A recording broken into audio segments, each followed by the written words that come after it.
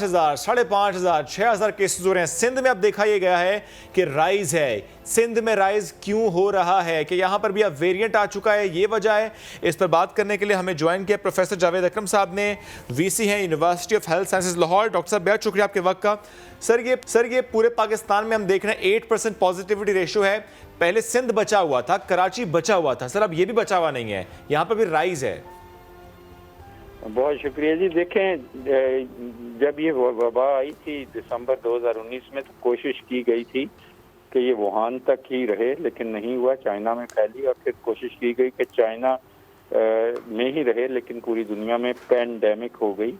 और इसी तरह इस मुल्क तो हमारा बहुत ही छोटी चीज़ है, ये तो पूरी दुनिया में कोई भी म्यूटेशन या वेरिएशन आती है और वो फैल जाती है। ये सोचना कि कोई इलाका बचा रहेगा, इससे ये मुमकिन ही नहीं है, क्योंकि ये इसकी खुसूसियत ऐसी है कि ये ट्रांसमिशन पोटेंशियल इसका इतना ज़्यादा है, जो कि अब बढ़ चुका है, कई गुना बढ़ चुका है। B117 जो म्यूटेशंस और वेरिएशन आई यूके से, उसकी वजह से, और जो साउथ अफ्रीकन स्ट्रेन 501Y है, उसकी वजह से कई गुना बढ़ चुका है। तो इसका रद्द अमल ये होना चाहिए था कि हमारी उतनी ही एहतियात ज्यादा हो जाती, उतनी ही ट्रैवलिंग खत्म कर देते, उतने ही हम ट्रांसपोर्टर्स की यूनियंस को ओवरकम कर लेते, या ट्रेडर्स की यूनियन को।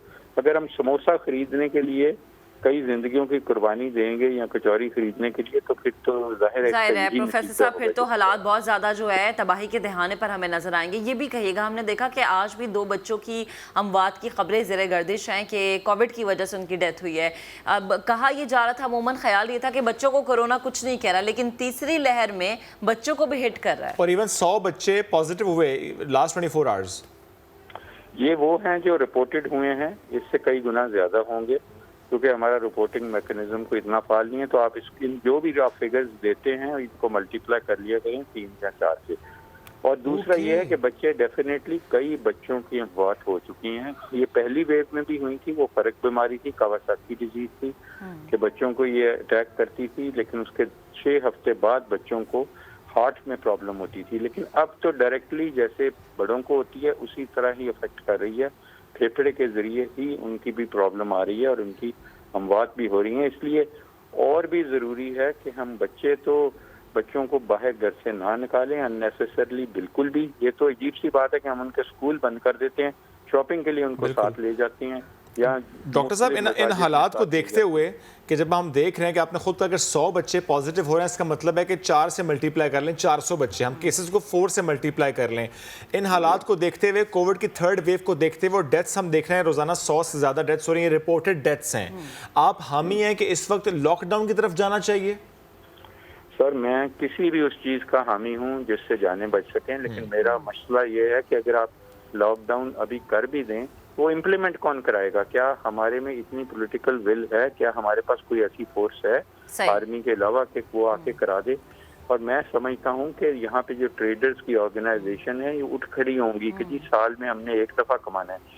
मैं समझ रहा हूँ कि हमें आपके जरिए और तमाम चैनलों के जरिए एक कैंपेन चलानी चाहिए कि लोगों का माइंडसेट चेंज। बिल्कुल डॉक्टर साहब, लोगों का माइंडसेट तब्दील करना बड़ा जरूरी है। और मैं चाहूंगी हमारे प्लेटफॉर्म से एक छोटा सा मैसेज आप दे दें कि यही सूरत हाल रही तो ईद पे हम क्या मनाजिर देख सकते हैं, क्या सूरत हाल हम ईद पर देख सकते हैं? हम तो लोगों को रोजाना जगाते हैं कि भैया मास्क पहन लो, समाजी फासले का ख्याल रख लो। आप भी प्लीज अपने अंदाज में लोगों को पैगाम दे दें कि ईद तक सूरत हाल खराब हो सकती है अगर एहतियात ना की गई। देखें, ये रहमतों का महीना है और कई गुना आपको सवाब मिलता है। तो सबसे बड़ी जो सवाब का अमल है वो यही है हमारे दीन में कि किसी इंसान की जान बचाएं और अपनी भी बचाएं। तो इसका ये अमल इस वक्त एक समुंदर बह रहा है, आप अपना हिस्सा डालें। सिर्फ ये करें कि आप घर से ना निकलें और घर वालों को भी ना निकलने दें, अपने आप को आइसोलेट कर लें। खासकर ऐसे मौके पे अगर आपकी जान या किसी की जान चली गई, जबकि इस अंधेरी रात के पीछे एक रे ऑफ होप नजर आ रही है, इफेक्टिव वैक्सीनेशन प्रोग्राम, उसके लिए खुदारा अपने आप को जिंदा रखें।